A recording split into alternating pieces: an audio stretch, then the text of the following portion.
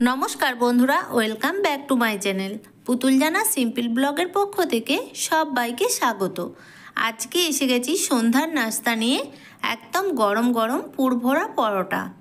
এখানে দেখো, রেসিপিটা বানানোর জন্য আমি নিয়েছি 500 গ্রাম পরিমাণে ময়দা।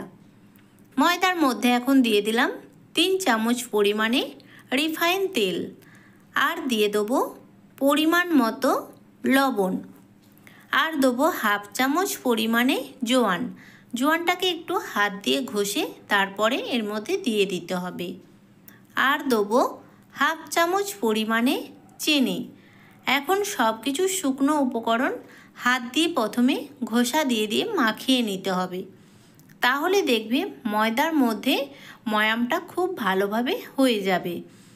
আর যখন দেখবে ময়দাটা হাত দিয়ে এরকম মুঠো করলে ডালা বেঁধে যাচ্ছে, ভাববে যে ময়দার মধ্যে ময়ামটা খুব ভালোভাবে হয়ে গেছে।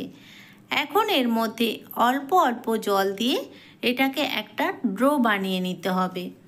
ময়দাটাকে কিন্তু কিছুটা সময় নিয়ে খুব ভালো করে থেসে থেসে মেখে নিতে হবে, তাহলে দেখবে পরোটাটা ভাজার সময় খুব ক্রিস্পি হবে আর খেতেও ভালো লাগবে।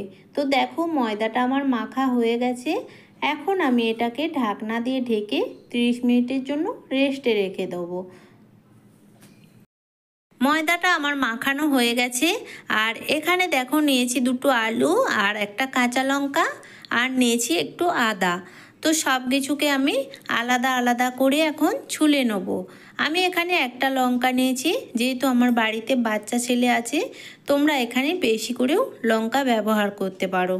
তো দেখো, সব কিছু ছুলে নিয়েছি, আর আলুটার মধ্যে একটু নুন মাখিয়ে রেখে দিয়েছিলাম। এখন আলুটাকে একটা জায়গার মধ্যে তুলে নেব। আর আলুটাকে এখন খুব ভালো করে জল পাল্টে পাল্টে ধুয়ে নিতে হবে। আলুগুলোকে দেখো আমার ধোয়া হয়ে গেছে, আর আলুগুলোকে আমি হাত দিয়ে চেপে চেপে জলটাকে বার করে দিয়েছি। এর মধ্যে কিন্তু এক্সট্রার একটুকু জল নেই, আলুগুলো একদম ঝুরঝুরে হয়ে গেছে। এখন আমি এর মধ্যে দিয়ে দিলাম আদা আর কাঁচা লঙ্কার পেস্ট। এখন আমি এর মধ্যে দেবো পেঁয়াজ কুচি। এখানে একটা বড় সাইজের পেঁয়াজ নিয়েছি। পেঁয়াজটাকে দেখো চৌকো চৌকো করে একদম ছোট ছোট করে আমি কেটে নিয়েছি। আর দিয়ে দেবো কিছুটা পরিমাণে ধনে পাতা। এখন এর মধ্যে কিছু গুঁড়ো মশলা অ্যাড করব। এখানে দিলাম হাফ চামচ হলুদ গুঁড়ো, হাফ চামচ লঙ্কার গুঁড়ো, হাফ চামচ পরিমাণে গরম মশলার গুঁড়ো, আর দিয়ে দেবো হাফ চামচ জিরের গুঁড়ো, আর দিতে হবে 1 চামচ পরিমাণে চাট মশলা। চাট মশলাটা কিন্তু দিতেই হবে। আর দিলাম হাফ চামচ পরিমাণে লবণ। লবণটা একটু কম করেই দেবে, যেহেতু আমি আলুর মধ্যে আগে লবণ মাখিয়ে রেখেছিলাম। এখন সব কিছুকে হাত দিয়ে খুব ভালোভাবে মিক্স করে 10 মিনিটের জন্য এটাকে ঢাকনা দিয়ে ঢেকে রেখে দেবো।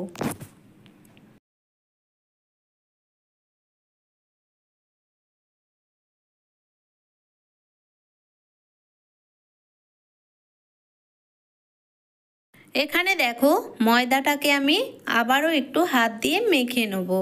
তারপরে এটাকে ছোট ছোট রুটির আকারে লেচি করে নিতে হবে। খুব বেশি বড় করার দরকার নেই, মিডিয়াম করলেই হবে।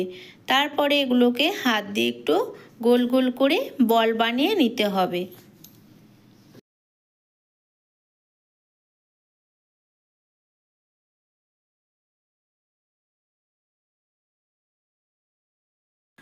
আর এখানে দেখো, একটু চিজ নিয়েছি।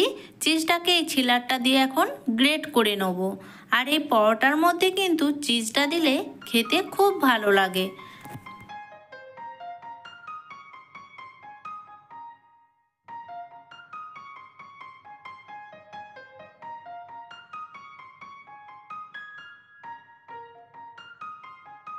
এখন আমি পরোটাগুলোকে বেলে নেব। প্রথমে দেখো, একটা লেচি নিয়ে নেব। লেচিটাকে রুটির আকারে বেলে নিতে হবে। খুব পাতলা করারও দরকার নেই, আর খুব মোটাও দরকার নেই। যেরকম রুটি বেলো সেরকমভাবে বেলে নিতে হবে।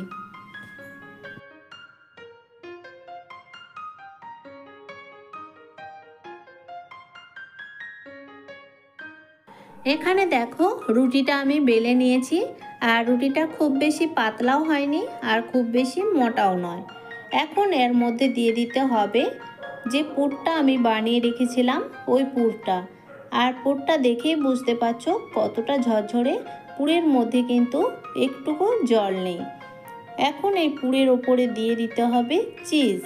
আমি যে চিজটা গ্রেট করে রেখেছিলাম, এখন চিজটা উপর থেকে খুব ভালো করে ছড়িয়ে দিতে হবে।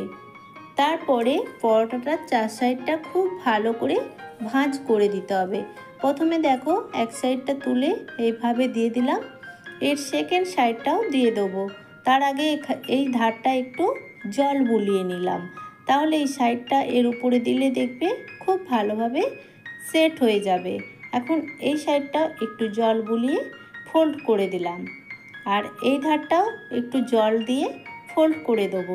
তাহলে দেখবে পরোটাটা ভাজার সময় কিন্তু আর খুলে আসবে না, খুব ভালোভাবে সেট হয়ে যাবে। এখন বেলুন পিটা দিয়ে ওপরটা দিয়ে একবার হালকা করে চেপে দিলে রেডি। তো এইরকমভাবে আমি বাকি পরোটাগুলো বানিয়ে নেব।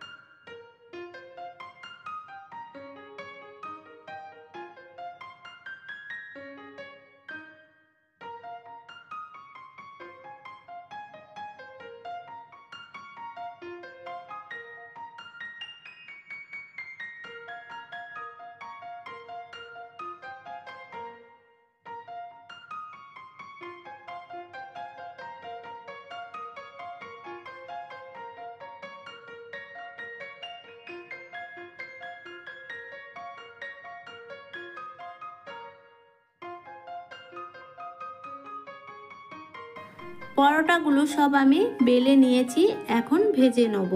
এখানে দেখো একটা গর্ত মতো তাওয়া নিয়েছি, আর এরকম গর্ত মতো তাওয়া নেবে, তাহলে দেখবে পরোটা খুব ভালোভাবে ভাজা হবে।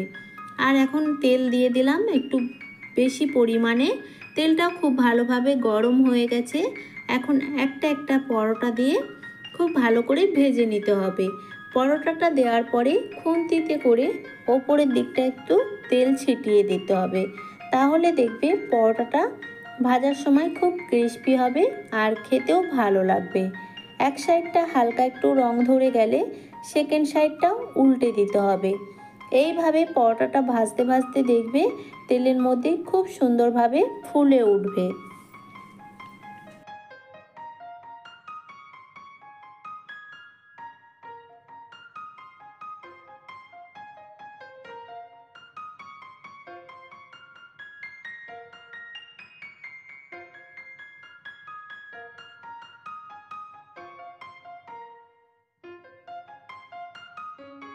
তো তোমরা দেখতেই পাচ্ছ পরোটাটা কত সুন্দর তেলের মধ্যে ফুলে উঠেছে, আর পরোটাটা খুব ভালোভাবে আমার ভাজাও হয়ে গেছে।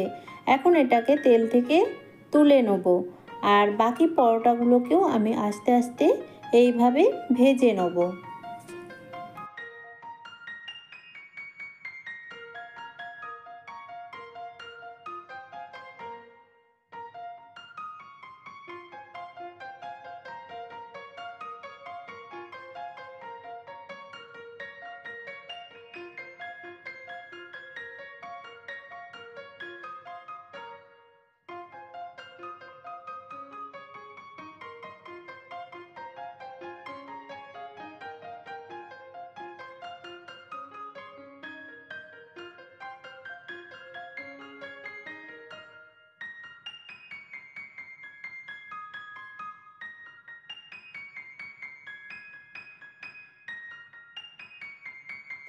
এখানে আমার সব পরোটাগুলোই ভাজা কমপ্লিট, আর দেখতেই পাচ্ছ পরোটাগুলো কতটা সুন্দর হয়েছে, আর খেতেও কিন্তু খুব টেস্টি আর চটপটা, যেহেতু এর মধ্যে চাট মশলা দিয়েছি।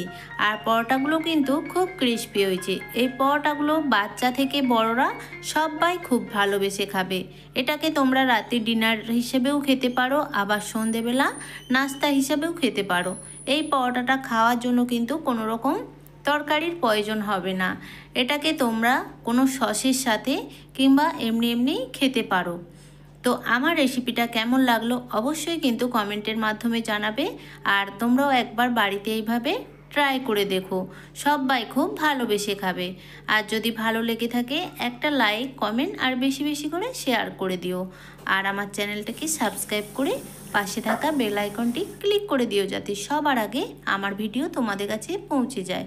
তো আজকের মতো এখানেই টাটা।